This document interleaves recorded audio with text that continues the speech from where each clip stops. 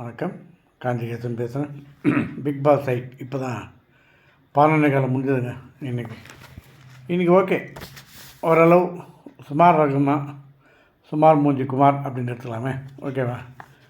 இன்றைக்கி ஒன்றும் இல்லை, விஜய் சேதுபதி வந்தார். வந்தோடனே நேராக போயிட்டு இந்த போன வாட்டி எப்படி கேப்டன்ஷிப் இருந்தது அப்படின்னு கேட்டார். கேட்டதுக்கு எல்லாமே ரஞ்சித்தை கேட்டார். அவர் வழக்கம் போல் அருமையாக பதில் சொன்னார். முடிச்சுட்டு ஒன்றுமே சொல்லலை. எது கேட்டாலும் நான் செஞ்சுருக்கலாம், அப்படி இருக்கலாம், இப்படி இருக்கலாம்னாரு. எத்தனை நாள் ஆச்சுன்னா 70 நாள் ஆகிடுச்சுங்க. எல்லாமே இப்போ எல்லாம் ரெடி ஆகிட்டாங்க போகிறதுக்கு. ஏன்னா எல்லாம் கட்டியாச்சு. ஒவ்வொருத்தர் கேல்குலேட் போட்டாங்க.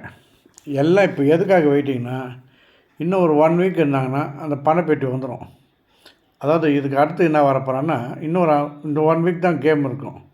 அதுக்கப்புறம் ஃபேமிலி டாஸ்க், அவங்க வீட்டிலேருந்து வருவாங்க. அப்போ இந்த பாசமலர் இதெல்லாம் காமிப்பாங்க, இப்படி அப்படின்னு. அதுக்கப்புறம் பெட்டி வைப்பாங்க. பெட்டி தூக்கி போகிறது யார். அதுக்கப்புறம் ஒரு 5 பேரை நிற்க வைப்பாங்க. நிற்க வச்சு அதான் நம்ம இதெல்லாம் முன் சீசனில் பார்த்துருக்கோம் இல்லையா. பைக்கில் வரும்போது ஒருத்தரை கண்ணை கட்டி இப்படி இழுத்துமா அப்படி இழுத்துமா, அப்போ 2 பேர் நிற்க வச்சு ஒருத்தர் டாஸ் வின்னர் ஆகிடுவாங்க. இப்படி தான் நடக்க போகுது. இதை பற்றி நேற்றே அந்த ரயானும் சவுண்டும் பேசுகிறாங்க. ஒரு 20 லட்சம் தான் என்ன பண்ணுவேன், நான் எடுக்க மாட்டேன், எடுக்கிற மாதிரி நடிப்பேன் அப்படின்ற. அதுதான் எல்லாமே இப்போ பணப்பெட்டி தான் இருக்காங்க. அதில் அந்த சத்யாவும் விஷாலும் தான் பேசுனாங்க. நீ எடுத்துக்க மச்சான், நான் எடுத்துக்க மச்சான், நான் பணம் எடுத்து போயினே, இப்போ நிறைய வேலை இருக்குது எனக்கு அப்படின்னா. போனதுலேயே கவலையெல்லாம் போனது சத்யா. அது உண்மையிலே அது மாதிரி பிளேயர்லாம் போடாதீங்க, தயவு செஞ்சு போடாதீங்க. பசியில் இருக்கணும் சாப்பாடு போடலாம். நான் மறுபடியும் சொல்கிறேன், சாப்பிட்டு வந்து சாப்பாடு வைக்காதீங்க, சாப்பிட மாட்டான். அதனால் சும்மா நானும் பிக் பாஸில் போனேன். அவர் சொல்கிறாரு, விஜய் சேதுபதி இன்சல்ட் ஆகிடுச்சு நேற்று. நிறைய வேலை இருக்குது சார் எனக்கு, என் பையனை பார்க்காம இருக்கும்ல. உள்ளே போயிட்டு வந்து நான் ஒரு சுற்று எழிச்சிட்டேன், எனக்கே கஷ்டமாயிடுச்சு. என்னத்துக்கு இவங்கெல்லாம் கூப்பிட்டு வச்சுன்னு பேஜார் பண்ணுறீங்க, வேறு ஆளே கிடைக்கலையா அப்படின்ற மாதிரி தான் ஆயிடுச்சு. அதே மாதிரி இந்த ரஞ்சித்து கூட ஒன்றுமே இல்லைங்க, பாவம்.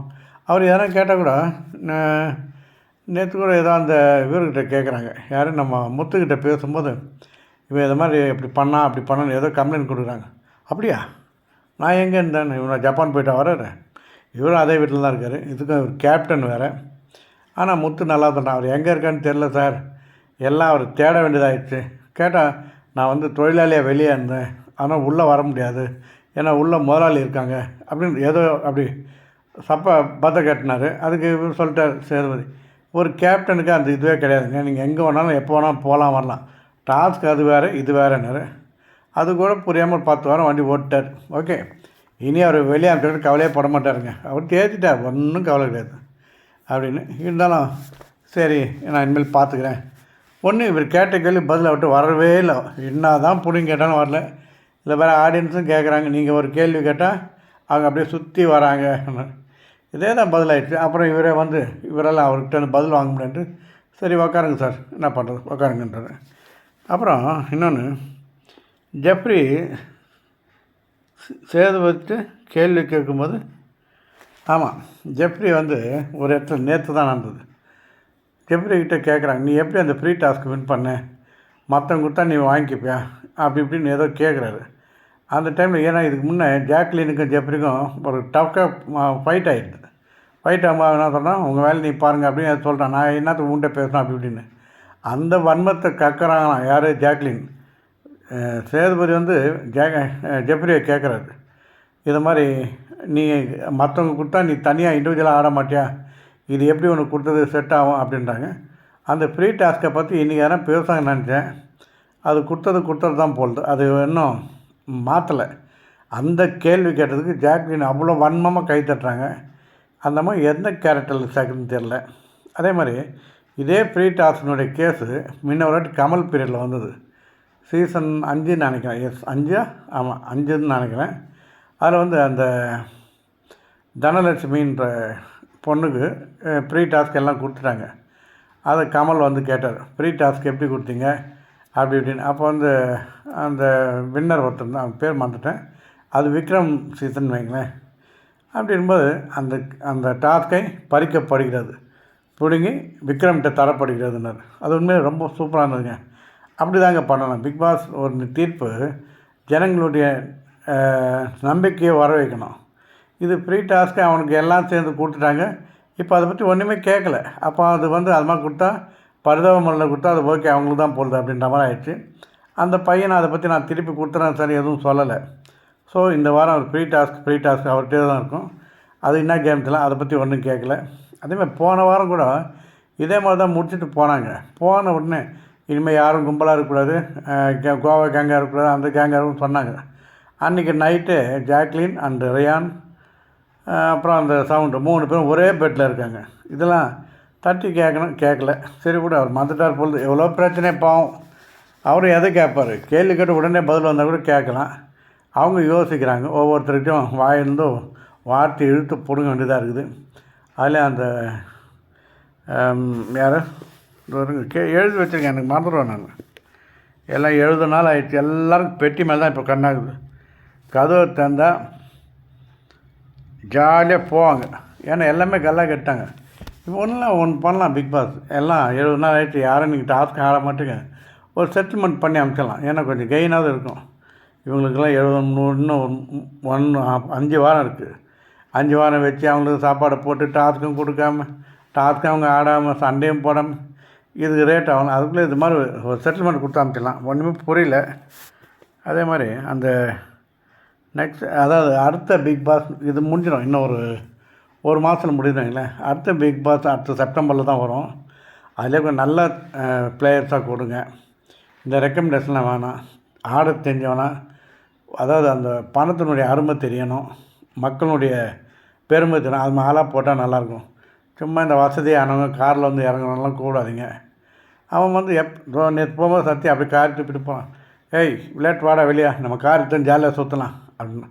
இது மாதிரிலாம் கூப்பிட்டுனா நல்லாவே இல்லைங்க. அதான் விஷயம். ஏதோ என்னுடைய கருத்து இதெல்லாம். அதாவது பசிக்கிறவனுக்கு வேலை கொடுங்க. ஒரு கம்பெனி தந்து ரொம்ப உழைக்கிறவனுக்கு கொடுக்கணும். ரெக்கமெண்டேஷன் நீயா சரி வாப்பானா வேலை செய்ய மாட்டான், அப்படி தான் இருப்பான். அதே மாதிரி இன்னொன்று, அதான் அந்த பெட்டி கொடுத்தா அவங்க எடுத்து போகிறது எல்லாம் இப்போ பெட்டி மேலே கண்ணாயிடுச்சு. அப்புறம் அந்த இன்றைக்கி அவுட் பண்ணுறாங்க. கேப்டன்ஷிப்பை பற்றி கேட்டதுக்கு 3 முட்டையில் 1 முட்டை அந்த தர்ஷிகா தான் எடுத்துகிட்டு அப்போ நான் மீது 2 முட்டையை காப்பாற்ற தான் ட்ரை பண்ண தவிர அப்புறம் அந்த முட்டை மேட்ரை விட்டாங்க. ஏன்னா மற்ற ஜனங்களுக்கு இவர் மேலே ஒரு பாவம் வந்துடுச்சு. என்ன பண்ணுறேன், இவரும் ஒன்றும் கண்டுக்க மாட்டேன், சரி விடு, அந்த முட்டை அப்படியே தான் இருக்குது 2 முட்டை. அப்போ நல்ல கேப்டனா கெட்ட கேப்டனா அது தெரியல. அது என்ன கேப்டனாலும் அவர் ஒன்றுமே பண்ணாமல் கம்மன் தான் இருக்கார். ஆனால் இந்த மனுஷன் வாயில் சவுண்டை பற்றி ஒன்று சொல்கிறார். அந்த பேட்சை மாட்டுமா, நான் மாட்ட மாட்டேன் அப்படின்ச்சா, அந்த பேட்சை எடுத்து மூஞ்சில் வச்சு தேய்க்கணும் அப்படின்னு ஒரு வார்த்தை சொல்கிறார். இவர் நல்ல மனுஷனுக்கு புத்தராக இருக்கிறது இந்த வார்த்தை வரலாமா, வரக்கூடாது, வந்துடுச்சு. அதே மாதிரி அந்த கும்பல்லே அந்த தர்ஷிகா அந்த ஒரு முட்டையை எடுத்தோன்னே அவர் கோவம் வந்துட்டு, இதே நீங்களாம் எருமையாக இருந்தால் ஒரு அடி சவுக்கில் பலான்னு அடிச்சு வேலை வாங்குவேன், நீங்களாம் மனுஷால் ஆகிட்டீங்க அப்படின்ற. அப்போ அந்த இடத்துல எமோஷனல் இறங்கிட்டார்ல, அடுத்த நிமிஷம் அதை அப்படியே மாற்றிடுறாரு. ஸோ அவர் ஒரு கேம் ஆடுறாரு. அப்புறம் அது கூட அந்த ரஞ்சித் கூட எப்படி வின் பண்ணார் பார்த்தீங்களா.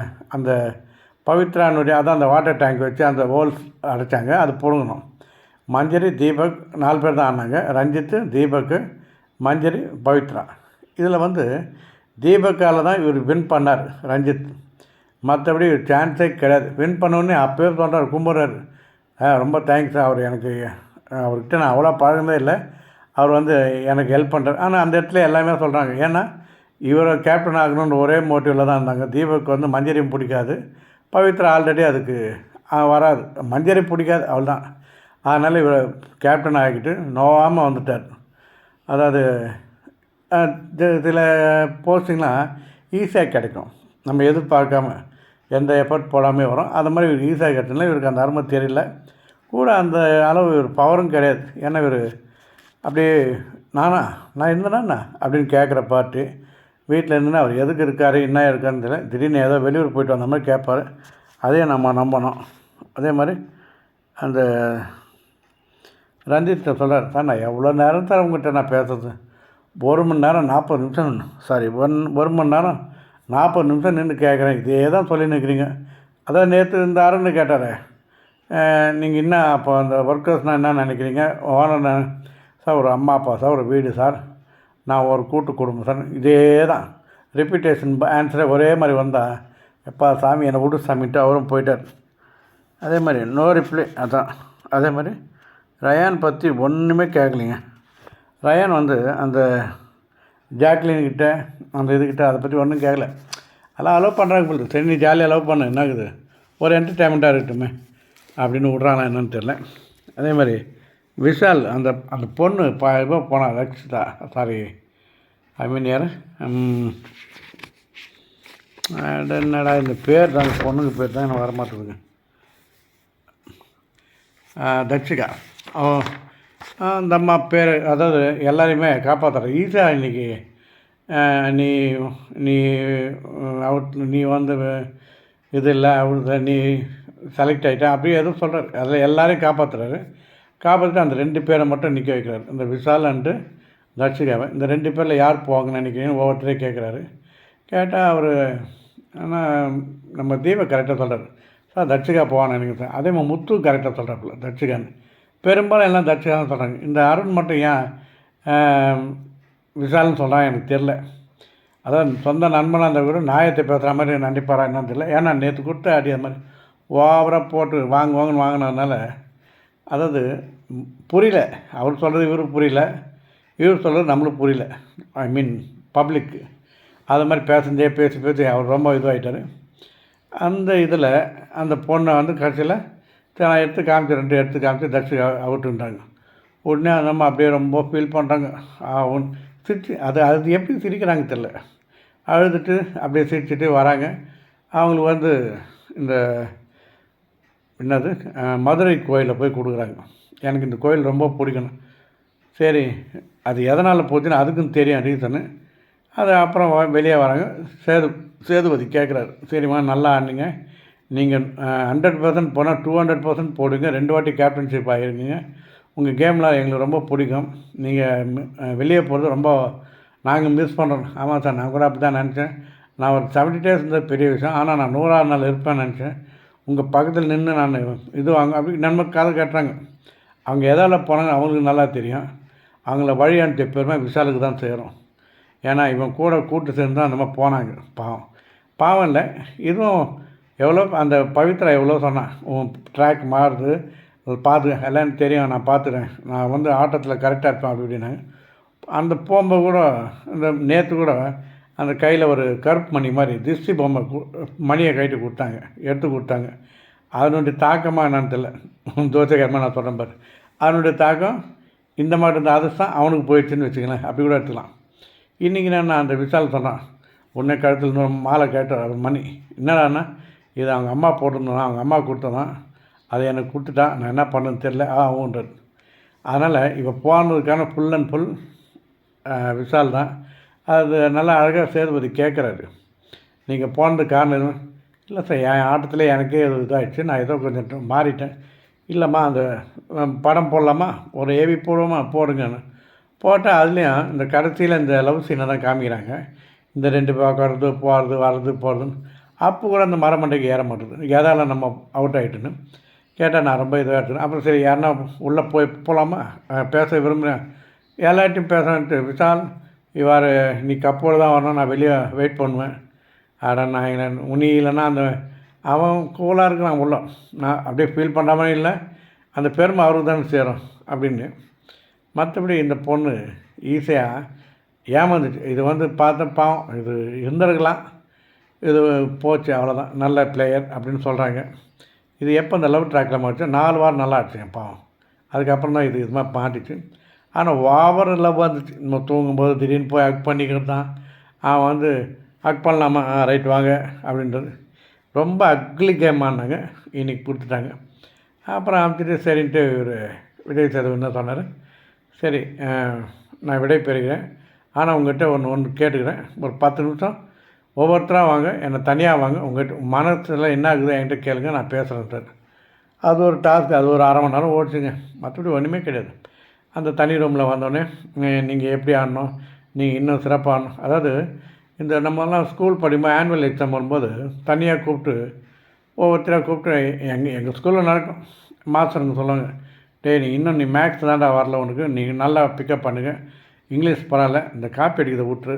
எங்கள் வாத்தியார்லாம் கொஞ்சம் ஃப்ராங்காக பேசுவாங்க, காப்பி அடிக்கிறத விட்ரு, எப்போவுமே இந்த வாத்தியார் வருவார் அந்த வாத்தியார் வரும் கற்பனையே பண்ணாதீங்க, பிட் அடிக்கிறத விட்ருங்க. அப்போல்லாம் பிட்டு தாங்க, நாங்கள் சின்னதாக பேப்பரில் எடுத்து போவோம். இந்த பிட் அடிக்கிறத விட்ரு, படி, என்ன தெரியுதோ எழுதிட்டு வா. ஆனால் ஒரு வாத்தியார் ரொம்ப அருமையாக வரும், எங்களுக்கு சொல்லுவார், 2 பக்கம் மட்டும் ப்ளைனாக விடு, அப்படியே ப்ளைனாக விட்டு கடைசி பக்கத்தை மட்டும் கோடி கிழிச்சிட்டு வான்னுவார். ஏன்னா திடீர்னு அந்த வாத்தியாருக்கு நம்ம மேலே ஒரு அக்கறை வந்துச்சு. அப்போல்லாம் ஸ்கூல்லே தான் திருத்துவாங்க. அக்கறை வந்துச்சுன்னா அந்த பையன் எங்கேறான் கூப்பிட்டு நான் அது மாதிரி 2 முறை எங்களுக்கு ஃப்ரெண்ட்ஸுக்கெலாம் நடந்திருக்கு. கூப்பிட்டு அவங்க வீட்டில் வச்சு எழுத வச்சு பாஸ் பண்ண வைப்பாங்க. இப்போல்லாம் அப்படி கிடையாது. அது மாதிரி சொன்னேன், இவர் ஏதோ டிப்ஸு கொடுக்குறாரு, நீ நல்லா ஆடுற, அப்படி ஆடுற, இப்படி ஆடுன்னு. அதே மாதிரி அந்த ஜாக்லின் வந்து ரொம்ப ஆக்ட் பண்ணுதுங்க. அந்தம்மா ரஞ்சித்தை பற்றி அவர் தலையில் கொட்டார் பாவம், அப்படியே வாங்கினுக்கிறார் பாவம் அந்த ரஞ்சித்து. இந்த ஜாக்லின் எனக்கு அப்போவே தெரியும், எனக்கு இவரை பற்றி எல்லாம் தெரிஞ்ச முனி மாதிரி பேசுகிறாங்க. இந்த அம்மா 2 வாரம் முந்தி நல்லா கொட்டுமா கம்முன்னு இருந்தாங்க. அப்போ மூஞ்சி அப்படியே மூணு வச்சுருந்தது. இப்போ அதே மாதிரி சவுண்டு வந்து என்ன போய் அப்படி சொன்னார், பேஜத்துக்கு மூஞ்சில் தேய்க்குன்னு சொன்னார். அது எப்படா சொன்னாரேன் அப்படின்ட்டு, என்னங்கடா அவங்க கேம் அப்படின்னு. அதேமாதிரி விஜய் எல்லாருக்கும் ஒரு அட்வைஸ் பண்ணிவிட்டு இன்னும் 5 வாரம் இருக்குது, பார்த்து ஆடுங்க உங்களை நான் அப்படின்னு. ஆனால் 2 பேருக்கு மட்டும் நல்லா இன்சு கொடுத்தாரு. யார், தீபக்கு வந்து நீங்கள் நல்லா ஆடுங்கன்னு. முத்துக்கு வந்து கொஞ்சம் எக்ஸ்ட்ராவே எஃபர்ட் போட்டார், நல்லா கைத்தட்டலாம் வந்தது. உங்களை சந்திக்கலான்னா என்ன அர்த்தம், அதான் சில பாஷைங்க அப்படி தான் சொல்லுவாங்க, அதை நம்ம தெரிஞ்சுக்க வேண்டியதான். அதே முத்துகிட்ட சொன்னார், நீங்கள் வந்து அப்படி சுற்றி கித்திலாம் பேசாதீங்க, நல்லா பேசுகிறீங்க, கொஞ்சம் ஷார்ட் அண்ட் ஸ்வீட்டாக பேசுங்கன்னாரு. அவ்வளோதான், மற்றபடி ஸ்வீட்டாக எல்லாம் அட்வைஸ் பண்ணிவிட்டு விட்டார். மற்றபடி இன்றைக்கி சுமார் அவ்வளோதான். நாளைக்கு பார்க்கலாம். நாளைக்கு என்ன யார் கேப்டன் ஒன்றும் தெரில. அந்த இவன் ஜெஃப்ரி வந்து அவன் அந்த ஃப்ரீ பாஸ் வச்சுருக்கான், அது அவங்ககிட்டே இருக்குமா, அது என்ன கதை ஒன்றும் புரியல. ஆனால் அவனுக்கும் கூப்பிட்டு ஒரு அட்வைஸ் பண்ண, அவன் சொன்னான், இல்லை சார் நான் வந்து அவன் கொஞ்சம் ரொம்ப பிரில்லியன்ட் பையன். அவன் தான் அப்படியே எமோஷனலாக பேசிட்டு போயிட்டான். நான் வந்து கொஞ்சம் கடன் இருக்குது சார், நான் வாடகை வீடு தான், கடன் இல்லாமல் தான் போதும் எனக்கு அப்படின்னா பார்க்குற ஆடியன்ஸ்னால் நினைப்போம், சரி பாவம் இது ரொம்ப ஏழ்மையான பையன், அது கூட அப்படி இருக்கலாம் ஏதோ. ஏன்னா இதில் கேமில் வந்து எப்படி வேணாலும் கேம் ஆடலாம் அப்படின்னு. இந்த பாருங்க மறுபடியும் போகிறான், அந்த ரட்சிகா பேசுகிறான், அது வேஸ்ட்டு பீஸ், அது அவ்வளோதான். இப்போ வீட்டில் போய் உட்காந்து பையனும் கேட்குறான், விஜய் சேதுபதி கேட்குறாப்புல, என்ன ஃபீலிங் இருக்கா, கொஞ்சம் இருக்குது சார், இருந்தாலும் இல்லைன்னு சொல்ல முடியாது, இருக்குது, இருந்தாலும் நல்லா ஆடினேன், இன்னும் கொஞ்சம் எஃபர்ட் பண்ணிடலாம். ஒன்றும் இல்லை, நீ என்ன பண்ணணும் நல்லா அவரை மாற்றி கேட்குறாரு, நீ என்ன பண்ண மிஸ்டேக் தெரியுதான்றது. நான் ஒன்றும் பண்ணாமல் தெரியல. கடைசியில் பார்த்தா அந்த கேமில் அந்த டிவி அந்த இவளுடைய கடந்து வந்த பாதைன்னு போகிறாங்க, அதுலேயும் தேர்ந்து முழுக்க கெட்டது காரணமே அந்த விஷால் தான், அது மட்டும் தெரியும். ஓகேங்க, இன்றைக்கி அவ்வளோதான், மற்ற நாளைக்கு பார்ப்போம். ஓகே, பாய்.